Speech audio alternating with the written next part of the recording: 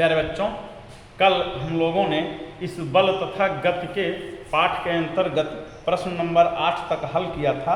आज हम लोग प्रश्न नंबर 9 को हल करेंगे। तो इसमें दे रहा है कि कोई वस्तु शून्य बाह्य असंतुलित बल अनुभव करती है। भाषा पे ध्यान दीजिए कि कोई वस्तु शून्य बाह्य असंतुलित बल अनुभव करती है। क्या किसी भी वस्तु के लिए अशून्य वेग से गति करना संभव है? यदि हाँ, तो वस्तु के वेग के परिमाण एवं दिशा पर लगने वाली शर्तों का उल्लेख करें, और यदि नहीं तो कारण स्पष्ट करें। ये बात इसमें बताई है। आप प्रश्न को अपनी पुस्तक में खोज लीजिएगा, प्रश्न हमने कह दिया है। तो इसमें कह रहा है कि अशून्य वेग से गति करना संभव है। हमारे ये कहने का मतलब है कि एक वस्तु जो है उस पर बल लगे हुए हैं, बाहरी बल। उदाहरण के लिए मान लीजिए गेंद है कोई, उस पर बल लगे हुए हैं असंतुलित हैं। असंतुलित का मतलब उनका परिणामी जो है वो शून्य नहीं है, किसी न किसी दिशा में वो कार्य कर रहा। तो वहाँ पे हमें ये बताना है कि क्या किसी वस्तु के लिए अशून्य वेग यानी वेग 0 न हो, ऐसी गति संभव है? तो इसमें कह रहा है कि हाँ, ये कोई वस्तु अशून्य वेग से चल सकती है यदि उस पर लगा बाह्य असंतुलित बल शून्य हो।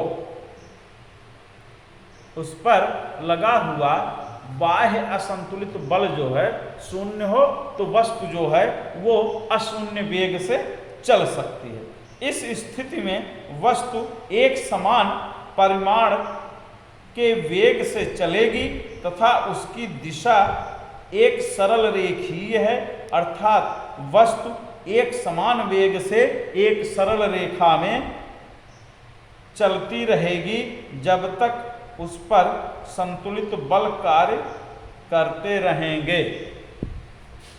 इसका सीधा सा उदाहरण है कि जैसे आप ढाल पर साइकिल लेकर के चढ़िए और जब ढलान के उस पार उतरते हैं तो आपका साइकिल चलता जाता है।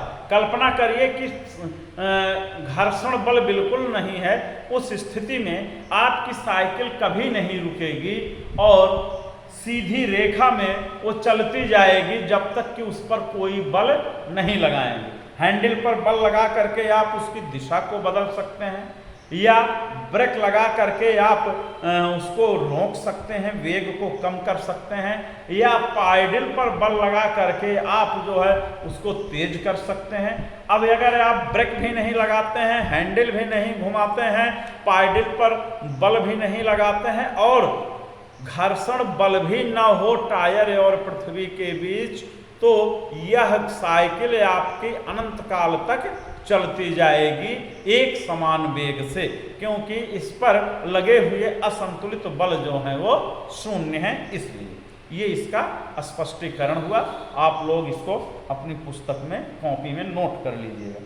इसी प्रकार प्रश्न नंबर 10 है, जब किसी छड़ी से किसी दरी या कारपेट को पीटा जाता है तो धूल के कण बाहर आ जाते हैं, स्पष्ट कीजिए। सिंपल सी बात है, जड़त्व का नियम लॉ ऑफ इनर्शिया यहाँ पे अप्लाई किया गया है कि जब हम किसी कंबल या दरी को जो कि जमीन पर बिछाई गई है उसको झाड़ते हैं, हाथ से झटकते हैं या डंडे से उसको पीटते हैं, तो उसमें लगे हुए धूल के कण, अब देखें दरी पर जब मारा गया डंडे से या दरी को झटका गया तो दरी जो है वो गतिमान हो जाती है और उसमें लगे हुए धूल के कण जड़त्व के कारण स्थिर अवस्था में रहना चाहते हैं, परिणाम स्वरूप वो छूट जाते हैं। जैसे ब्रेक लगाने से हम आगे की ओर गिर जाते हैं, डाली झकझोरने से उसमें लगे हुए फल या पत्तियां नीचे को गिर जाती हैं। ठीक ऐसे ही जड़त्व के कारण धूल के कण जो दरी में फंसे हुए हैं, जब दरी को हम गतिमान करते हैं या डंडे से मारते हैं तो उस तरह वो दरी जो है वो उसका भाग गतिमान हो जाता है, जबकि उसमें फंसे हुए धूल के कण स्थिर रहना चाहते हैं, इसके कारण वो निकल जाते हैं। इसी प्रकार प्रश्न नंबर 11 में कह रहा है, बस की छत पर रखे सामान को रस्सी से क्यों बांधा जाता है?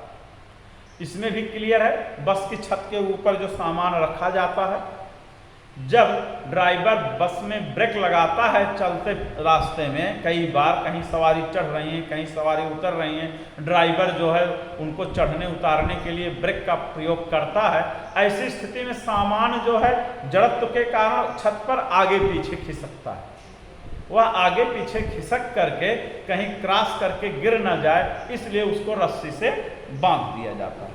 तो ये स्थिति है। इसी प्रकार प्रश्न नंबर 12 में कह रहा है कि किसी बल्लेबाज द्वारा क्रिकेट की गेंद को मारने पर गेंद जमीन पर लुढ़कती है, कुछ दूरी चलने के बाद गेंद रुक जाती है, गेंद रुकने के लिए धीमी होती है क्योंकि? अब कारण बताना है क्योंकि। इसमें जो सत्य ऑप्शन है उसी पे हमें ध्यान देना है।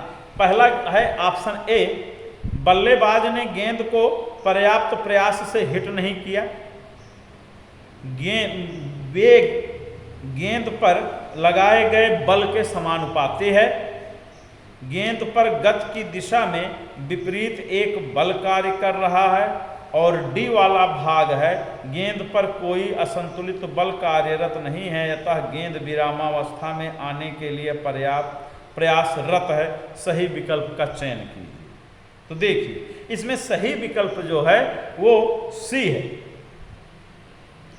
गेंद पर गति की दिशा के विपरीत एक बल कार्य कर रहा है। देखिए गेंद को बैट्समैन ने अपने बैट से हिट कर दिया, गेंद गई, जमीन पर गई, जमीन से लुढ़कती हुई जा रही है, धीरे धीरे वह रुक जाती है। इसका मतलब उसको रोकने के लिए कोई ऐसा बल है जो उसके विपरीत दिशा में कार्य किया, यानी जिस दिशा में गेंद जा रही है उसके विपरीत दिशा में वो कार्य किया। तो उसका सीधा सा उदाहरण है कि जब गेंद ऐसे लुढ़कते हुए जमीन पर जा रही है तो ये पृथ्वी तल है, पृथ्वी तल पर एक विपरीत दिशा में गेंद और पृथ्वी के बीच एक घर्षण बल लगता है, वही घर्षण बल इस गेंद को धीरे धीरे रोक देता है।